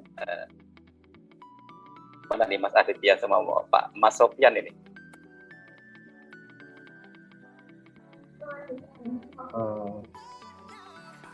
Halo, Pak Paulus. Oh iya. Iya maaf, ini saya nggak bisa nyalain Nggak apa-apa. kamera karena kurang kondusif di That's okay. belakang. Iya, jadi pemaparan presentasinya ini lumayan lengkap ya Pak, dari overview, dari mulai temanya kita, terutama untuk yang quest itu sendiri Pak. Itu menurut saya cukup menarik gitu, Pak, pembahasannya, karena memang menyangkut daripada tentang tren yang baru-baru ini jadi Pak, tentang SEA net gitu, Pak. Oke, terima kasih. Ya, dan, terima kasih Aditya. Untuk Mas Sofian, can you open your cam? So guys, for Q&A also Mbak Jatuh already announced that we can ask in bahasa aja Mbak Jatuh. Untuk Q&A nanti bisa pakai bahasa ya? Ya, bisa. Terserah mau bahasa Inggris, bahasa Indonesia. For will be for Q&A later, ya. Yeah, because Koki and Pak PG, Pak PG want to know as many as technical concern from the participant, sebanyak mungkin concern atau mungkin sesuatu yang mungkin mewakili teman-teman yang lainnya, mewakili partisipan yang lainnya. Silakan kalau mau bertanya dalam bahasa Inggris will be okay, and bahasa also. To catch as much as issue that maybe you need to know or you need to be explained by me or by other participant in this webinar. We have Pak Hari here. Okay, we can go to the next agenda because maybe Pak Syofian not available. Jatuh, we can go to the next agenda. Okay. We will go to the Q&A session, right? So we're still collecting in the form that has been shared to the committee, but maybe I will ask something about the material for Pak PD. This is basically my curiosity sih Pak. We have like a side product of atmospheric residue. Is it after treatment will be a final waste, or is there any another treatment that can be recycled to the next process or the further process, Pak? Yes, for atmospheric residue, that's one. This residue is not waste. This residue still consists of heavy oil, heavy fraction, and for example, for Balongan refinery, this residue will go to residue fluid catalytic cracking by using the chemical catalytic system, the product can be much more economically interesting. For example, the product will be LPG, propylene, gasoline, that's much more valuable comparing to it just as a residue. But this residue not a waste, but this product that need the secondary processing to be processed to produce other product that having much more valuable price. So, yeah. Oh, so there is like a further process of and shall be secondary, shall be improving catalytic. So by using the catalytic, that residue will be converted to some product that much more interesting in the market. Thank Like you, that. Pak Puji. Okay. We have someone from the participants, the SSP Tama, will ask about flare. Can you unmute or open your video? Yes. I will ask something, but I can use the video because I'm in conducive. Yeah, okay, that's okay. Yeah, I want to ask about the flare. Why we need the flare, sir? You know that the heat of the flare is high. Why you reuse the heat of the flare to something like power plant or something like to heat the incinerator like that? Why we need the flare? I want to know about it. Okay. Thanks. The good question, Mas Tama. Yeah, we can call you Mas Tama. Yeah. Thanks for the good question, Mas Tama. That's a good concern also. Where we don't use flare, but you should realize that flare is safety device. Flare itu untuk menyelamatkan pabrik. Jadi so that the flow of the gas that coming into the flare will be not continuously at the same level. Yes, we can design the flare at 10 mm SCFD, but the number of 10 mm SCFD will be by consideration of the emergency situation, which is this is not the normal situation. So the problem is the input or the inlet of the flare will be not same time by time, and this will be not good if we will use this for other purpose, and not good also if we use the gas for other purpose in the consideration of safety. This is a safety device, Mas. Ini alat untuk pelindung pabrik. Kalau kebakaran, kalau untuk mencegah api yang besar, semua gas harus disalurkan ke sana, ke tempat yang di roll ke tempat yang aman, dibakar di sana. Itu kalau kebakaran, jadi flare-nya tinggi. Tapi kalau normal nggak akan tinggi. In normal situation, the flow rate only maybe low, maybe 12% of the design condition or maybe 10%. Design can be 10 mm CFD, but the normal flow rate when the gas released to flare only from PCP, only from PSP, that popping PSP, that small part of the flow considering of flare design, but the flare must be designed to anticipate emergency situation. The main reason because flare is safety device, the flowing will be not continuously high. So if we put system there that will be designed in the same capacity with the flare, the design will be incorrect. The system will be cannot continuously and or maybe can be useless if you something like heat recovery system will be useless and considered as unsafe, because something that will be released to atmosphere, there will be there is no permission to you to give the restriction. Sesuatu yang akan dilepaskan ke atmosfer, kalau Anda menghambatnya itu tidak selamat, tidak safe. Itu adalah restriksi. Kalau Anda mau delay waktu apa dulu, bahkan untuk knockout drum pun tidak boleh ada safety device untuk menyaring gas itu, jadi harus ngeblong, harus sesuatu yang mau dirilis harus free of restriction. So we have to keep the free restriction of the gas that must be released to atmosphere for safety reason, to prevent fire exhalation, untuk mencegah api yang lebih besar. Misalnya ada kebakaran di depan, yang belakang-belakang harus sudah di blow down semua. Isinya di blow down during blow down. Like that. So that's the answer. Thanks for the question, Mas Tama. That's good concern. Thank you. Yeah. Okay, thank you, Mas Tama, for the questions. Really interesting questions. Maybe the comedy will start share screen the questions from online form. Okay. Pak, ini ada pertanyaan satu lagi dari Restu Ramadhani, mungkin mau bertanya sendiri. Okay. Please open your cam, Restu.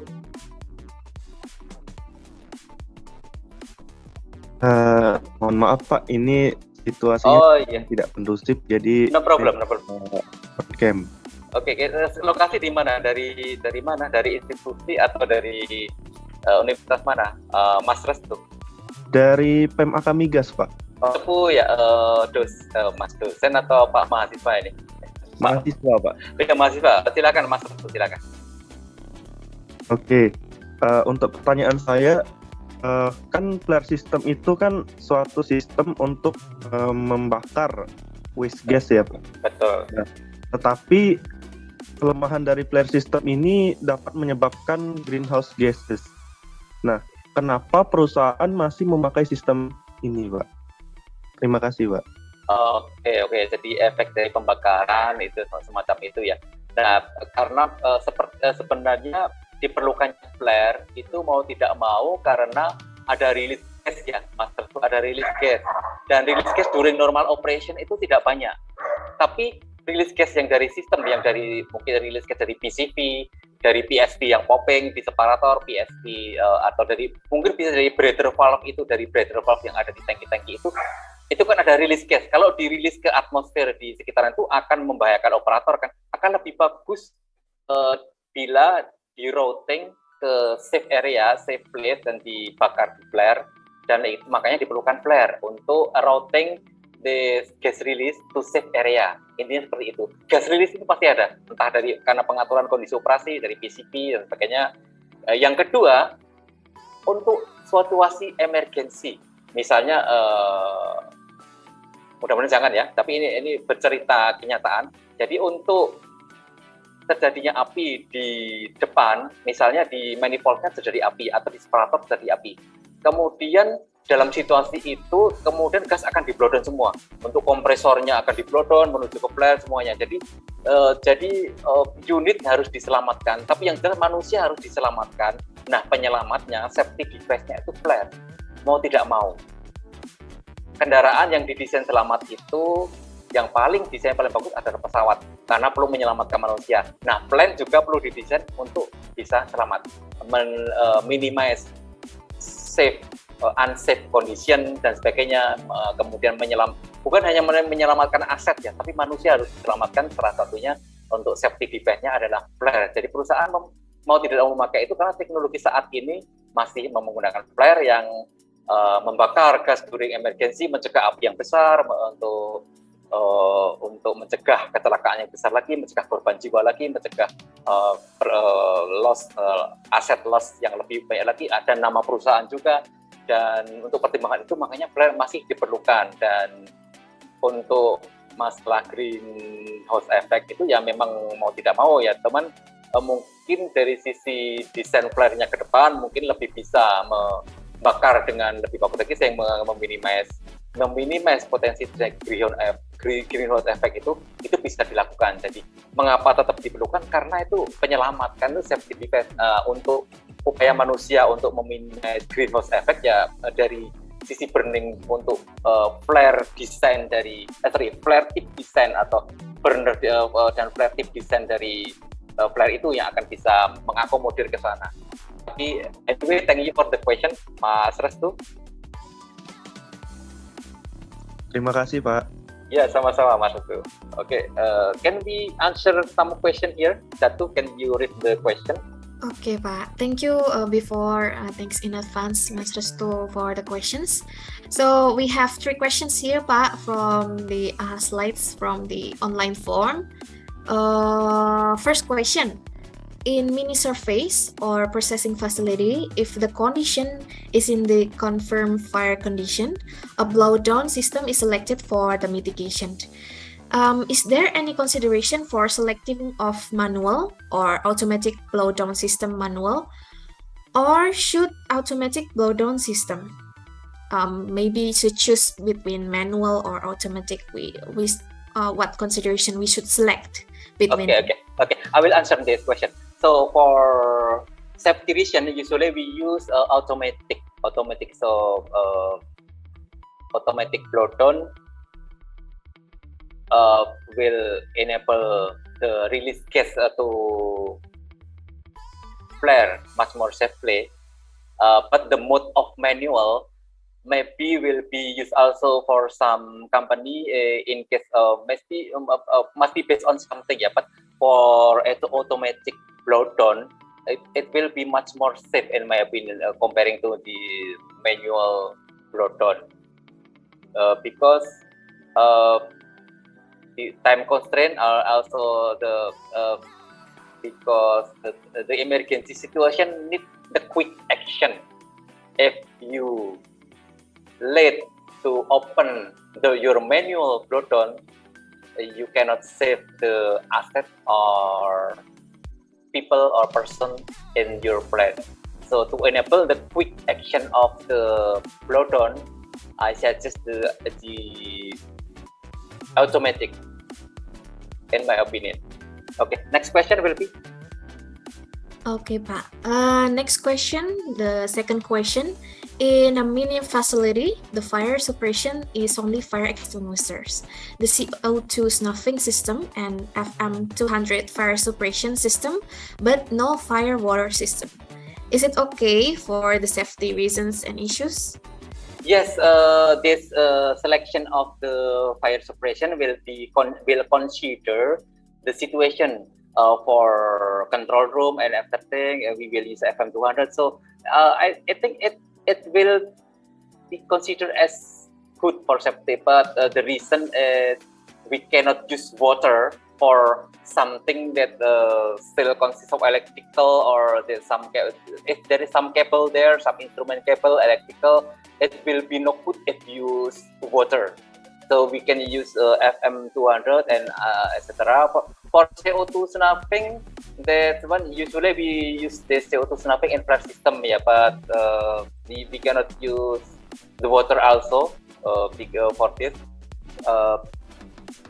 And the selection of this firefighting system shall consider the situation, the situation, and what do we call what will be protected in this. If we want to protect control room, electrical devices, this will be the usage of water will not be acceptable. So every single of firefighting system should consider the situation, what for, what the protect, what will be protected, etc. So is it okay for safety? Because considering the different situation, not all fire case can be solved or shall be solved or shall be using water. Okay, thanks for the question. Next. Okay, Pak, the last question from the AHA slides. In water treatment, is it okay to mix nutshell media with other media such as zeolite or another media, or the system should be separated? In my thinking, the system should be separated because different properties and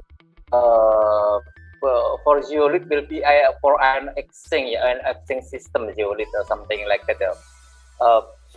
In my opinion, shall be separated because the purpose will be different, and For zeolite, I think to minimize some hardness, something like that. Yeah, zeolite ion exchange system to minimize hardness. But for nutshell will be from natural. We need to top up for nutshell. This is natural and not disposable. Jadi ini karena natural itu tidak akan terbuang, tapi harus di top up. We need to top up nutshell. But that's different with zeolite. Zeolite is disposable. Zeolite udah nggak pakai dibuang.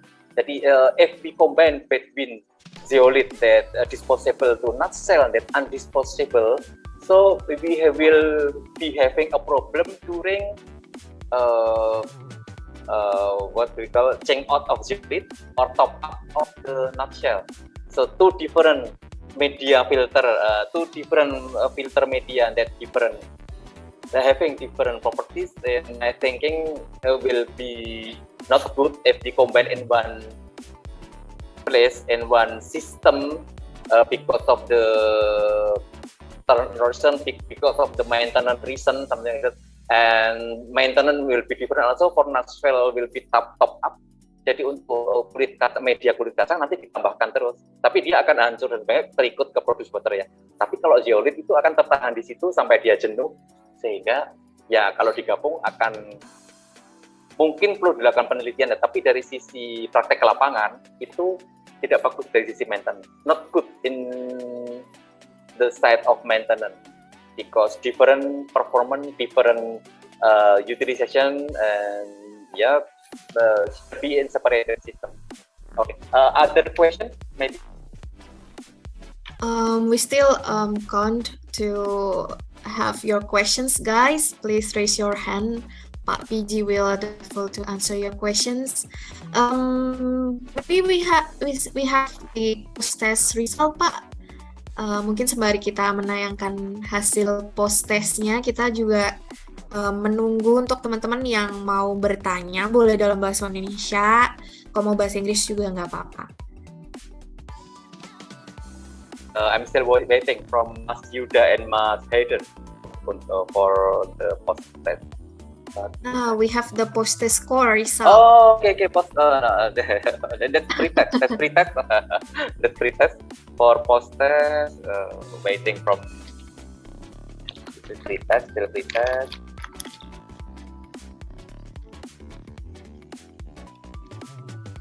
Okay. If you guys have anything ya Pak ya, apa yang mau ditanyakan, pasti Pak PG akan menjawab. And you can use bahasa or English in the Q&A because me and committee want to get as much as concern from all participants. Kita pengen mengerti pengen menangkap sebanyak mungkin concern atau isu teknis yang mungkin akan ditanyakan oleh partisipan semua. Silakan kalau mau pakai bahasa juga untuk Q&A ini.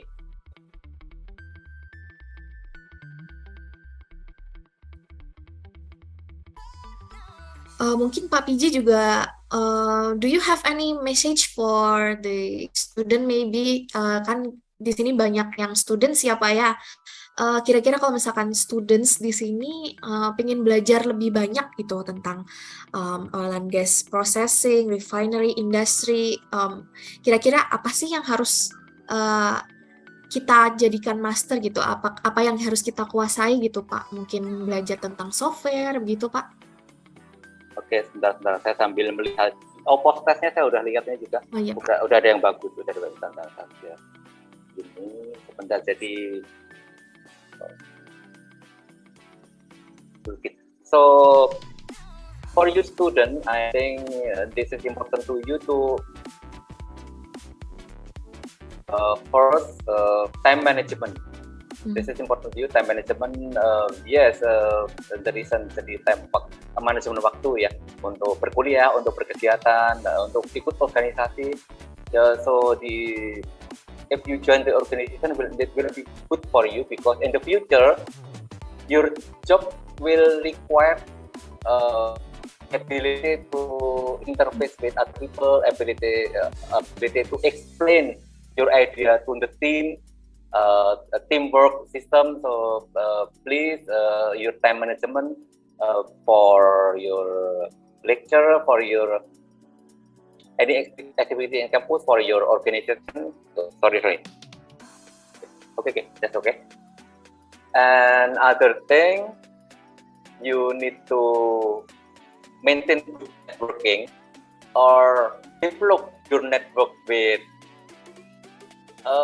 everybody that can improve your career. That will be good. So keep good relationship with every party. That's also good. Sometimes we will get job from our network. Beberapa pekerjaan Pak PG itu dari teman, dari jaringan aja. Jadi teman-teman sama teknik kimia dapat pekerjaan, kan asik. But to reach that level, you have to build the network, good network, and then after that, keep upgrade your ability, keep upgrade yourself with the recent technology, the skill that can improve. Maybe every discipline will be different. For mechanical, maybe different. For process engineer, for chemical engineer, you need to update your skill that related to software for chemical engineering design. For mechanical, apa itu ya, yang untuk ngitung apa itu, untuk menghitung, for to calculate pipe stress analysis itu, nah something like that. And for three-dimensional drawing for mechanical, untuk proses, now for process you can learn some skill that related to process design, pipe sim, Olga, HISIS, flare sim, etc. That will be important for your future career. And what the language, please, if you have what do you call it? In the previous you are student, but in the previous education, if you have foreign language ability, for example in pesantren, you got Arabic language lesson. Or if you go to Buddhist school, you get Mandarin language or Germany language. Please keep that, student. Please keep your foreign language ability. Jadi dijaga. Kalau yang lulusan pesantren kan diajarin bahasa Arab ya. Lulusan sekolah Buddha beberapa diajarin bahasa Mandarin, lulusan beberapa sekolah diajarin bahasa Jerman. Itu jangan dilepas. In the future you will need this ability. Who knows? Siapa tahu ke depan itu akan perlu. Yang lulusan pesantren siapa tahu ditugaskan di Timur Tengah, itu akan kepake sekali. Jadi jangan dilepas. So improving your foreign language, but the standard will be English, and trust me that better English capability will be enable for better future career. Trust me, kemampuan bahasa Inggris yang bagus itu akan meningkatkan karir Anda. And also if possible, an ability to express, to inform your idea to other, salah satunya dengan presentasi. Kemampuan presentasi itu harus dilatih juga, karena bagaimana orang tahu ide Anda, bagaimana orang mampu tahu Anda mampu kalau Anda diam saja. Anda tidak bisa ngomong, tidak bisa, oh ide saya seperti ini. Tidak harus dengan omongan yang bahasa dewa, tidak, tapi bahasa simple yang menggambarkan ide Anda dan itu bisa mendukung kemajuan tim, itu sangat perlu. Jadi untuk para mahasiswa, kemampuan berorganisasi, mengungkapkan ide Anda, menyampaikan buah pikiran Anda itu sangat diperlukan sekali untuk karir ke depan. Bahkan untuk sekarang pun menyampaikan ide waktu sidang tesis atau waktu tugas akhir juga sudah diperlukan ya untuk itu ya, jatuh ya. Okay. Any other question? Or we have got? Let me check. I think we got. Yeah, there is one participant that raised the hand. Oh yeah. Okay, yeah. We will answer. Louis. You can ask your concern, Louis. Please open your cam or yes. Thank you, Louis. Silakan. Kan, Pak? Oh bisa. Selamat pagi, Louis. Oh pagi, Pak. Saya ini alumni Teknik Kimia Universitas Indonesia. Saya mau nanya, Pak. Pernah nggak, Pak, pas di pabrik oil and gas yang Bapak alami, pernah nggak kejadian ada formation? Kalau misalkan ada, nih udah kejadian tuh, misalkan ada kejadian di pipa itu ada hazard formation. Jadi bagaimana cara menanggulangi apa? Ya oke lah kalau kita tahu pakai A2S dan CO2 removal system. Tapi kalau udah kejadian udah ada nih hazard formationnya, yang apa? Bagaimana cara membersihkan polutan-polutan hidrat itu Pak, biar bersih itu pipanya gitu istilahnya. Makasih Pak. Oh iya, concernnya bagus ya. Jadi terjadi clogging, terjadi plugging di pipeline karena isu hidrat. Yang mau tidak mau pipanya harus dibuka kalau memang udah parah tidak. Itu tandanya begini kok. Tanda-tandanya awalnya mungkin waktu hidratnya masih atau selaknya masih kecil, itu hanya peningkatan pressure drop. Kenapa ya kompresornya nggak kuat? Kenapa ya tekanan sampai sana turun? Kenapa lama-lama turun terus, lama-lama ngalir. Jadi semacam itu kejadiannya. Tapi kalau memang sudah blockade, semua tidak mau harus dibersihkan, di cleaning, dan untuk mencegah itu terjadi lagi ya untuk gasnya yang akan dialirkan ke pipeline itu juga harus ditreated. Paling enggak ada selak catcher atau apa masuk selak. Biasanya karena gas dari well langsung tanpa masuk selak catcher, tanpa masuk ke dehydration unit, dan kandungan moisture masih tinggi, itu by day akan terbentuk. Lama-lama karena kondisi tekanan temperatur lama-lama awalnya sih nggak kerasa, awalnya cuma kompresornya udah maksimum, gasnya sampai kompresor udah maksimum, udah di kompresor yang mengkompresi ini atau well-nya itu nggak ada penurunan tekanan, tetap gasnya nggak sampai tempat, nggak sampai ke banyak. Di mana nih ada kendala di jalan, di mana ternyata terjadi hidrat di jalan. Jadi memang harus di cleaning ya. Untuk cleaning maintenance cleaning tentunya mungkin subject to maintenance, tentunya di cleaning harus dikeluarkan. Jadi kalau udah kejadian udah clogging, kita nggak bisa maksudnya sebenarnya sih bisa aja dipanaskan atau gimana, tapi panas itu hanya untuk kondensasi kalau isunya kondensasi. Tapi kalau hidrat ya memang ini harus dikeluarkan. Dan itu ciri-cirinya itu awalnya tekanan nggak nyampe, awalnya pressure dropnya naik, lama-lama tidak sama sekali nggak ngalir. Dan kalau udah kejadian semacam itu ya memang harus ada solusi dari pangkalnya. From upstream, the solution shall be there. Either slug catcher, after slug catcher, dan kemudian dilewatkan gas dehydration unit, dan kalau untuk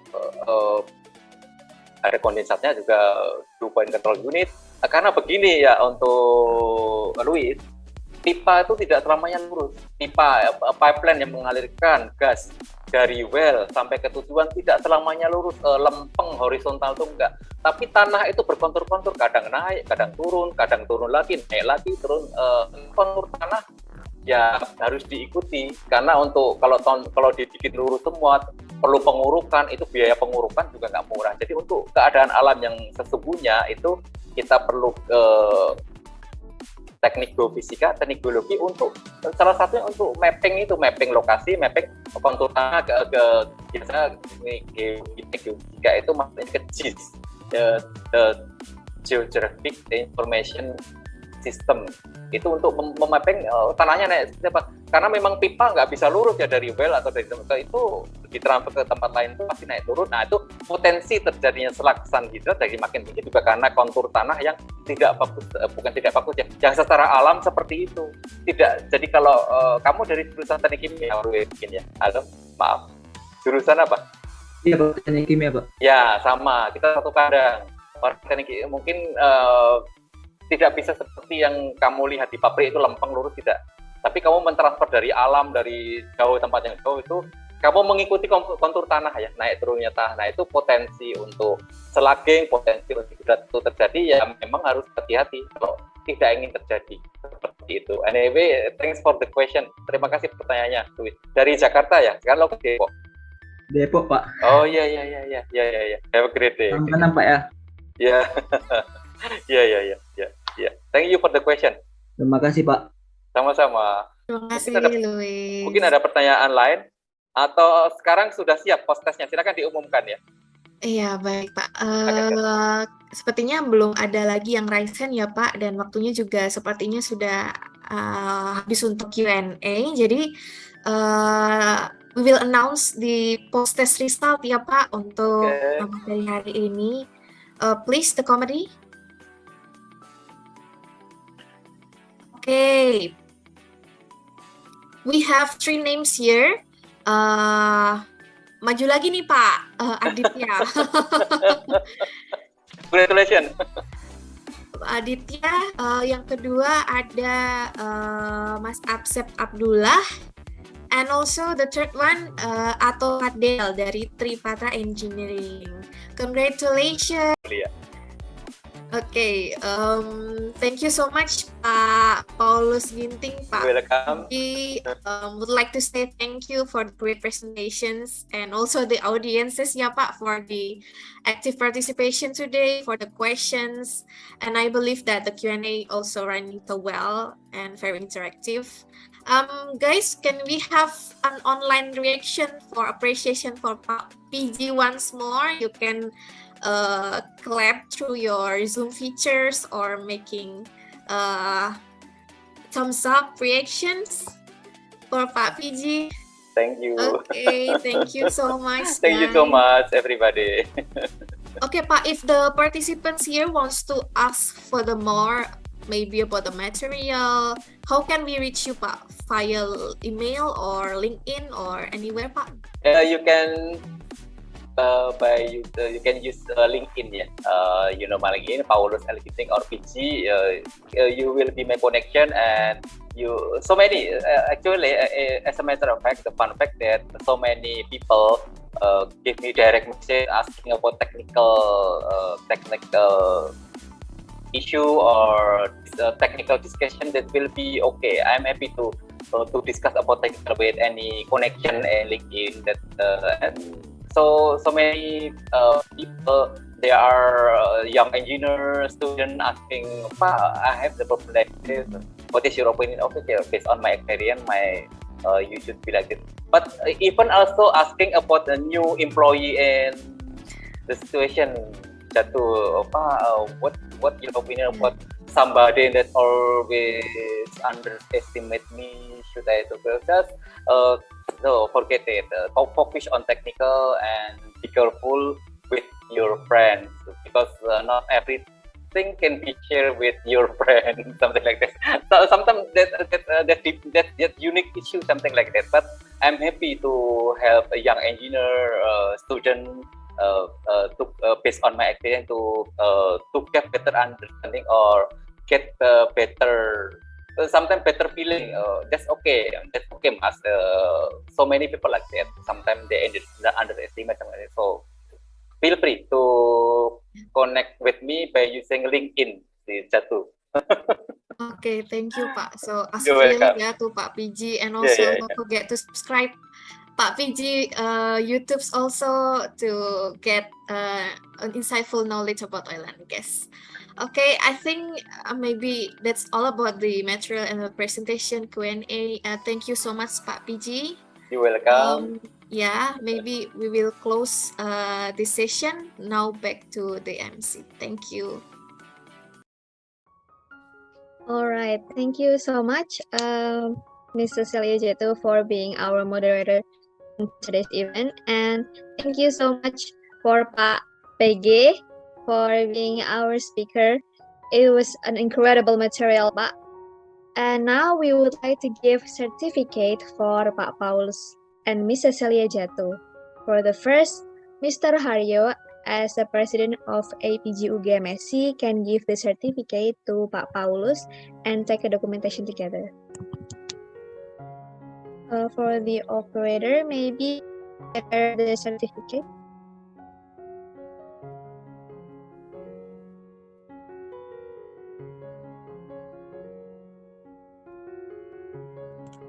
Okay, maybe we can slide pin Pak PG and the certificate documentation,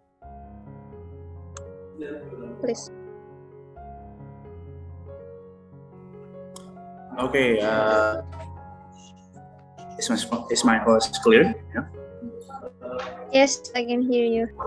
Okay, once again, on behalf of APG MSc, my name name is Ernest Wilson. I'm the Vice President. Right now, my President is currently unable to attend due to some circumstances.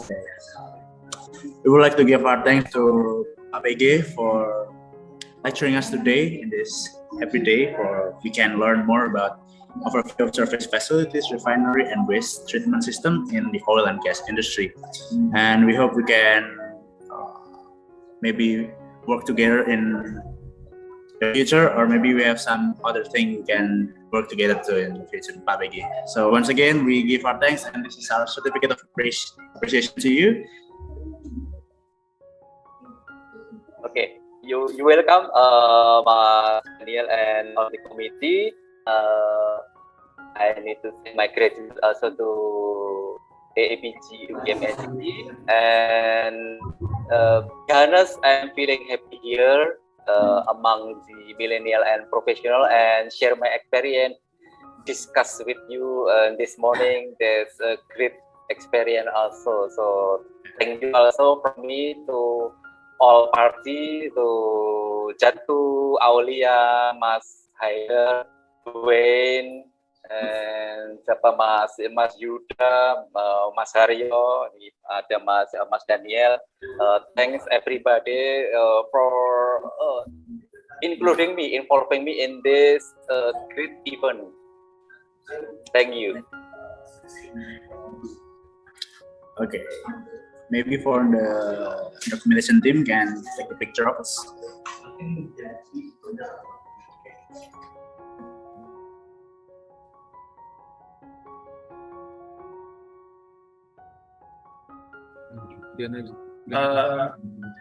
Okay, so we will take a photo session. Okay, please to turn on your camera. Okay.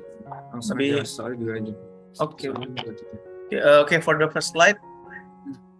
3, 2, 1, cheers. Okay, for the next slide. 3, 2, 1, cheers.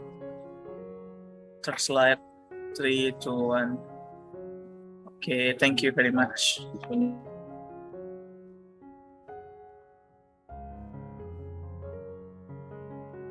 Okay, thank you for Mas Daniel. And then next we would like to give certificate for Mrs. Celia Jatuh for Mr. Yuda as Vice President, as Vice Project Manager of IS 2022 can give the certificate for Mrs. Celia Jatuh and take a documentation. All right. Nice to see you, Mbak Jatuh. Thank you very much for your time, and this is a little appreciation from us to. We hope that this experience and this certificate can be useful for your future career, Mbak Jatuh. Thank you very much once more again, Mbak Jatuh. Maybe can we take documentation, Mas Aiman? Okay.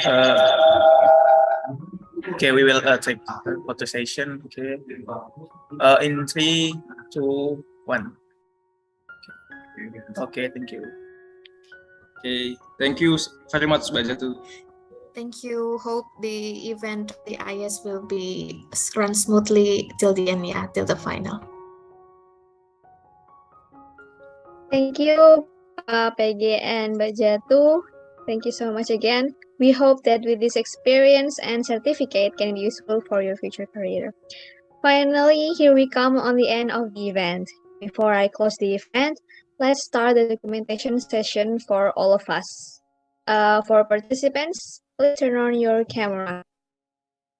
I'll wait until 11:11. Okay.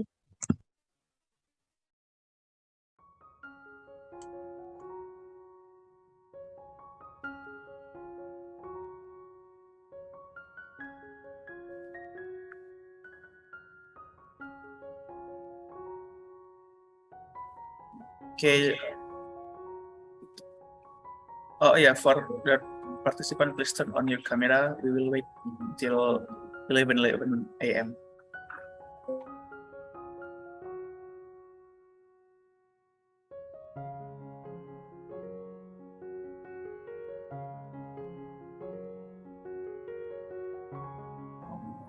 Okay, we'll start our photo session for the first slide. Okay, in 3, 2.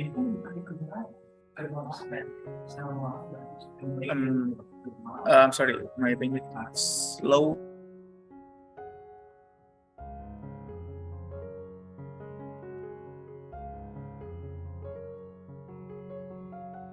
Okay, 3, 2, 1, cheers. Slide. 3, 2, 1, cheers. Okay, next slide. 3, 2, 1, cheers. Okay, thank you. Okay, thank you for the operator. The documentation session is over. Now it's the time. Let's pray together. Pray begin. Finish. Once again, I would like to remind all of the participants to fill in the feedback form that has provided in the chat box. Thank you so much for all the participants for attending today's session. And again, we would like to say thank you for our sponsor, Chevron, for supporting this event. We hope that we will meet again on next year, IES 2023. Me, as today's MC, would like to thank you for your attention and your time. Wassalamualaikum warahmatullahi wabarakatuh. You may leave the room. Thank you everybody. Thank you very much for Vicky, Mbak Jatuh. Yes, sama-sama.